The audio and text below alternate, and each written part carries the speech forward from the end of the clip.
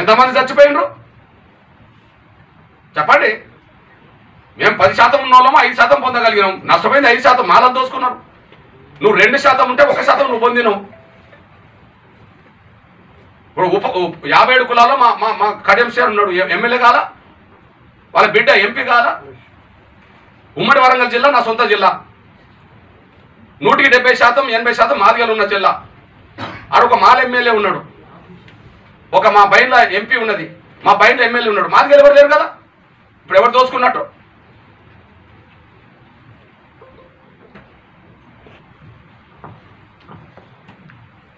దోషగా నిలబెట్టాల్సింది ఒకరినైతే ఇద్దరిని దోషగా నిలబెట్టే పరిస్థితి వస్తే మేమెందుకు మౌనం ఉంటామండి? మాకంటే వెనకబడ్డ వాళ్ళు ఇప్పుడు బుడగ జంగాల సంఘాన్ని ఏర్పాటు చేసింది ఎవరు? ఎంఆర్పిఎస్ కాదా? డక్కలోల సంఘం ఏర్పాటు చేసింది ఎవరు? ఎంఆర్పిఎస్ కాదా? చిందోల సంఘం ఏర్పాటు చేసింది ఎంఆర్పిఎస్ కాదా? బైండోల సంఘం ఏర్పాటు చేస్తే ఎంఆర్పిఎస్ కాదా? ఒక మాదిగలే చైతన్యం కావద్దు, అందరు చైతన్యం కావాలని అందరికంటే ముందు ఎంఆర్పిఎస్ అన్ని సంఘాలు ఏర్పాటు చేసింది. మాదిగలతో పాటు మాదిగల కంటే వెనుకబడ్డాన్ని చెప్పబడుతున్న కులాలకు న్యాయం చేయాలని కోరుకున్నది. న్యాయం జరగాల్సింది వేరు, అత్యాశ వేరు. ఒకవేళ మాకు ఎక్కువ నష్టం వచ్చిందని ఎవరన్నా అనుకుంటే మీది దోసుకున్న వాళ్ళ నుంచే తీసుకోవాలి.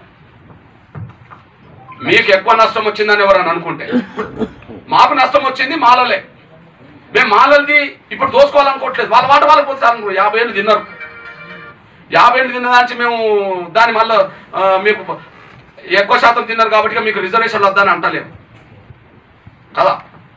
కాబట్టి దోసుగా నిలబెట్టాల్సింది దోసుకున్న వాళ్ళని, కానీ ఇద్దరిని దోసుగా నిలబెడితే ఎంఆర్పిఎస్ ఎందుకు? మరిగా ఎంఆర్పిఎస్ ఎందుకు జాతిని మేలు కోల్పింది? ఎంఆర్పిఎస్ ఎందుకు ఇన్ని సంఘాలు పెట్టించింది?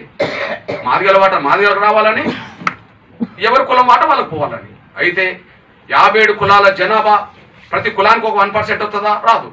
కానీ కొన్ని కులాలు కలిస్తే 1%, 2% వస్తుంది అనుకుంటే జనాభా రీత్యా ఎవరికైనా అవకాశాలు ఉండాలి. ఈ దేశంలో అంబేద్కర్ సాధించింది జనాభా పరంగా రిజర్వేషన్లా, జనాభాకు మించిన రిజర్వేషన్లా. ఇక్కడ 15% ఉన్నది. తెలంగాణలో 15% ఎందుకు ఉండాలి? 20% ఉండవచ్చు. ఎందుకంటే ఉత్తరప్రదేశ్లో 20% ఉన్నది. పోనీ గోవాలో 2% ఉన్నది, అక్కడ 2% ఎందుకు ఉండాలి? 15% ఉండవచ్చు కదా. ఏ స్టేట్లో షెడ్యూల్ కులాల జనాభా ఎంత ఉంటుందో అంతే రిజర్వేషన్లు. అంటే రిజర్వేషన్ల పునాదే జనాభా పరంగా అయినప్పుడు పంచుకోవడం ఎట్లా పంచుకోవాలా? జనాభా పరంగా పంచుకోవాలి.